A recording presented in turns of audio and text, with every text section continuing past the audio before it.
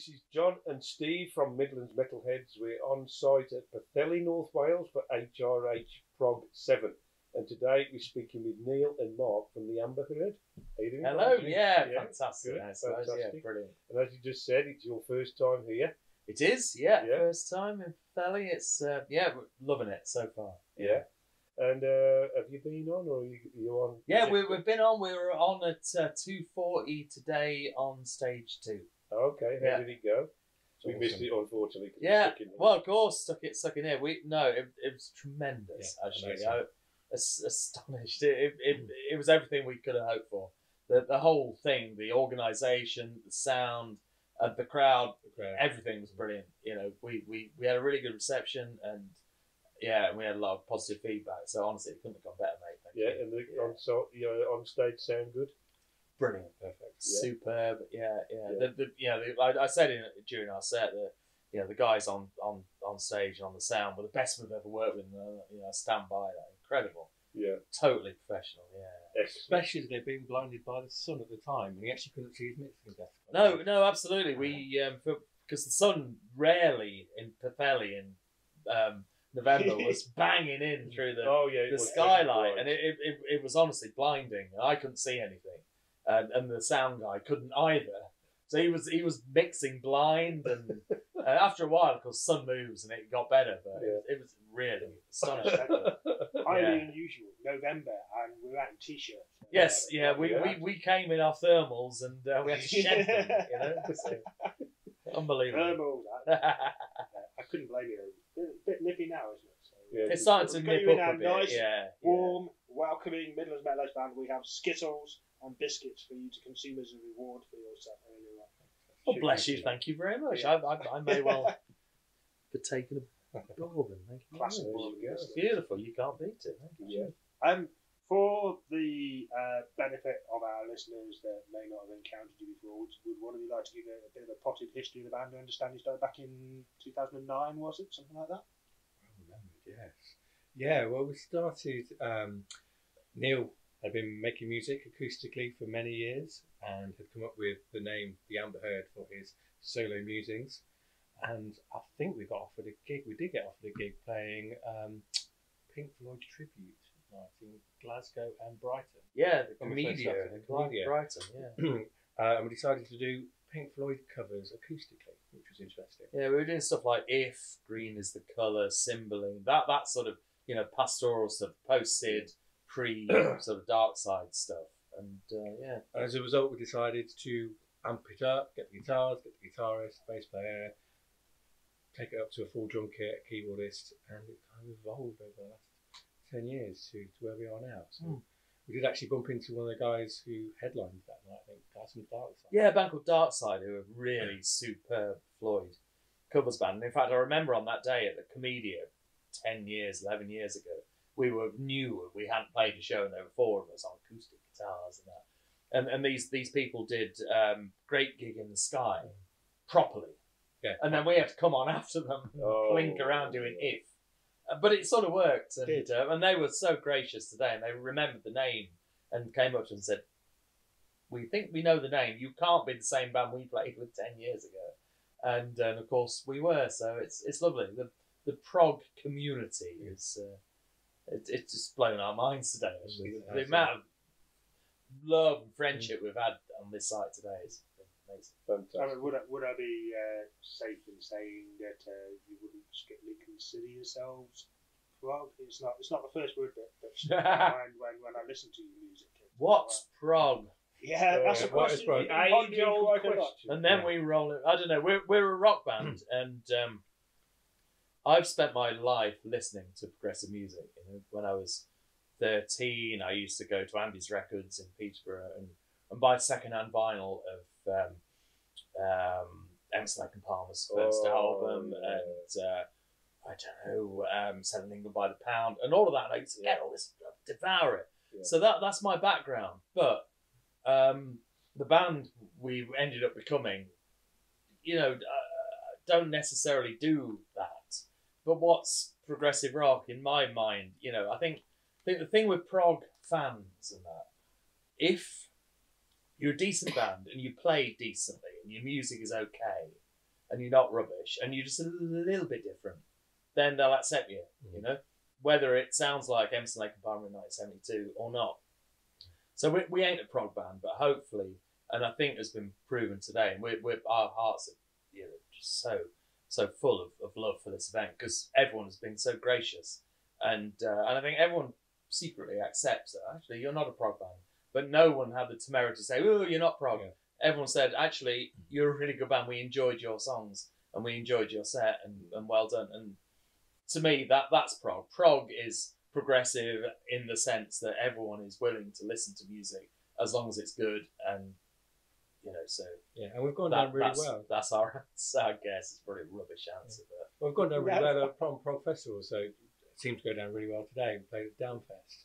We did the ones when we started in Glasgow and Brighton, but it was also going down really well when we've supported Can the Bunnymen, the wedding present, when we've been on bills with that. Yeah. So although we're probably not prog, we seem to go down very well, but we can go down just as well with an alternative crowd. It's been a blessing and a curse, the fact that we can't be put into a box. Yeah. And I'm sure you can understand that. But again, I mean, Jump. I mean, I wouldn't class them as prog. No. Really, you know. No, I mean, to be honest, mate, listening to your show on Sunday, which I thought was tremendous, you played 95% of the bands playing this weekend, and I sat there and listened to it all, and to be quite frank, maybe a quarter of it was what I would class as prog, yes, and the rest was decent, sort of alternative, interesting rock music, and that gave me a lot of confidence, because I've spent the previous, I don't know, 2 or 3 months leading up to today, worrying that there's going to be some guy in the back saying, "You're not prog." Oh yeah, I call you out. Go on. But be gone. Quite listen to the show you put together on Sunday. It made me think, oh, actually, we might be okay. Were you getting a bit freaked out about whether you'd be accepted before listening to your show? Before listening to all the bands, I'd heard of, I don't know, 30% of them. Yeah. And you know, but I you know, obviously on Sunday I heard 90% of them. And thought, okay, well, there's, you know, this scene isn't as straitjacketed as some would have you think. Yeah. Although I think there are a lot of prog fans who are like. Oh yeah, they are part of that, particularly on the fora and so on. You know. The main question on the prog magazine readers forum is, well, that's not prog, so as such it's the one thing that really does piss me off is when you get he's such and such prog, and is this band prog? This happens with a lot of genres. I mean, goth, for example. Oh yeah, that's not goth. You can't be goth. Don't like that. So there's always a little bit. I think it's great that you know, in 2018 we still have divisions in music, you know. And it's like you know the band Big Big Train. Yeah. Well, all their fans are called Passengers, right? And they only listen to Big Big Train. That's all they do. For you, that's all they listen to. Oh. You know. Well, so if you had to good luck to them. Your fans, would they be the Amber Herd? They would be herders. They would follow their herd. You know, but we don't want that. You know, we want our fans to listen to everything. So we don't want to herd them up. You know, we'll herd them up and show them the way. We'll show them the light. Yeah. And but no, not a fan of labels. But nevertheless, it happens. What I can say is we've found the prog community today incredibly welcoming. So. How did the gig come about then? I mean, did they approach? Crikey, I've been trying to get a gig with HRH, because given my background, irrespective of what our band play, given my background, I've spent the last 7 or 8 years wanting to get on HRH Prog, thinking that if the guys and gals at HRH Prog got to listen to our band, they'd like us. That was my sort of dream. And I went to the very first one at Magna in Sheffield 7 years ago. Yeah. The Enid and Hawkwind and Straws and so on. Yeah. So I've just been badgering the organisation for years. And in a moment of weakness, about a week before last year's festival, their booker got in touch with me and said, "Oh, hi Neil, do you want to play in 4 days?" you know, and unfortunately, because Mark has small children amongst other commitments that we all have, and we just couldn't do it. But I was keen to you know, take the opportunity, so I contacted the booker the day after the festival on the Sunday, corresponding a year ago, and said, sorry we couldn't do it, you know, but we're available, and he had a slot for this year, and we were in. So this is the longest booking.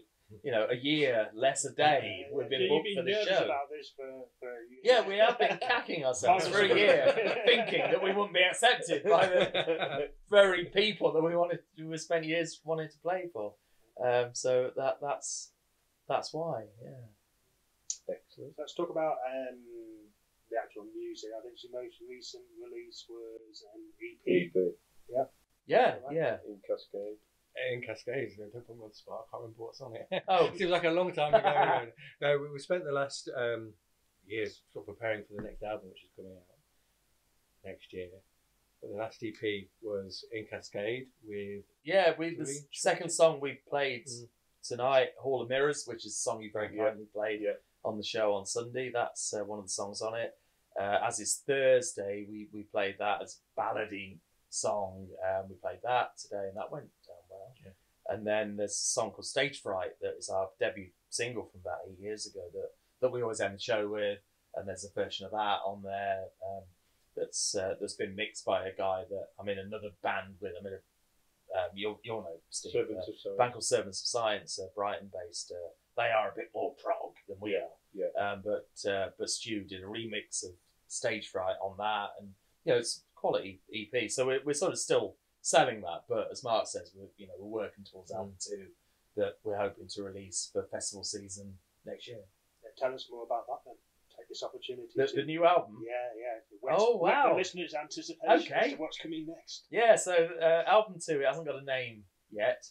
It's going to possibly have 7 tracks on, which will appeal to all you proggers, because you can imply from that what sort of length It's it gonna will be, be, It'll take you on a journey. But the first song we played tonight on this afternoon, and the last song, a song called Innsbruck, and a song called Avalanche, they're both about 8.5 minutes long. They will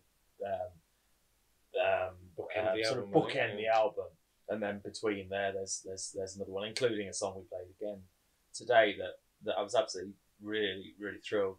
Got a great reaction. It was a song called A New Year, which again is quite slow, but is quite proggy in the sense that it builds, and that's probably the longest song on the record, 8 minutes, and that's on there as well, and plus a few others, and we're really excited about getting into it. We've been busy rehearsing for this show, and now we've done that. We can actually crack on and get album 2 recorded. We're playing a major festival in Nottingham, Deerstock, in late July.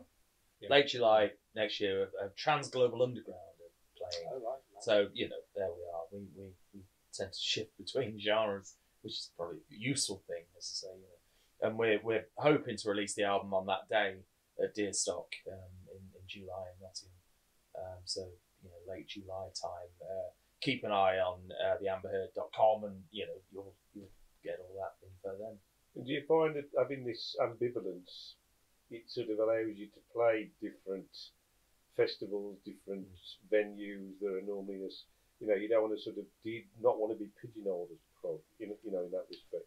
Yeah, well, it's nice to be able to do everything. I mean, let's say we played with Wedding Praise and Echo and the Bodymen a year or so ago. Waterboys, of course, yeah, and it just allows us to play the music, whenever we want, really. But we've also played with Knife World and Multi-Story, and so as I say, double-edged sword. I think, Steve. It'd be nice to be in a genre because then we could just concentrate on that.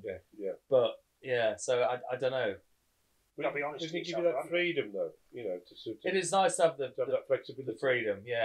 But then it's always easier to follow a niche. We're a prog band, so we'll go on the prog. But there's always that risk that people are going to think, well, what kind of band are they? That's the thing, and it's ridiculous because there are these divisions. So at every show we play, there's the potential of someone saying, "Oh, you're not punk. Oh, you're not prog. Oh, you're not indie." And I don't know what we are. So as I say, blessing and a curse. Yeah, You- the viewers keep coming up with You're different your own words for us, genre. Yeah. You created your own genre. Yeah, well, we have really. Well, and I don't mean that in a boastful way. We have. Probably because we're not any good at copying anyone else because we're so rubbish.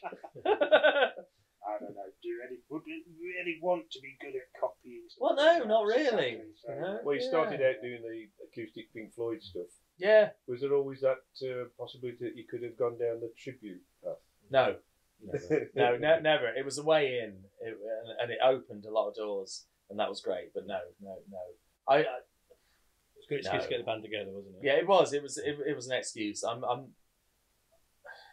not a fan of tribute bands. I appreciate what they do, but in my mind, I'd much sooner see an original Because band. there's some tribute bands who've gone on to produce their own material, Yeah. like The Watch, Yeah, and the Italian Genesis band. Oh yeah, those that go from that into Yeah. the fact that the Australian Pink Floyd, for example, play shows bigger than the original Floyd have played in some cases, some territories. Yeah. It blows my mind, and they're very good and they're great. But and people have been moaning that Roger Waters' latest tour, is a tribute band, but no, it's not, because Roger's there and Nick Mason likewise. Oh, that's true. No, it's not.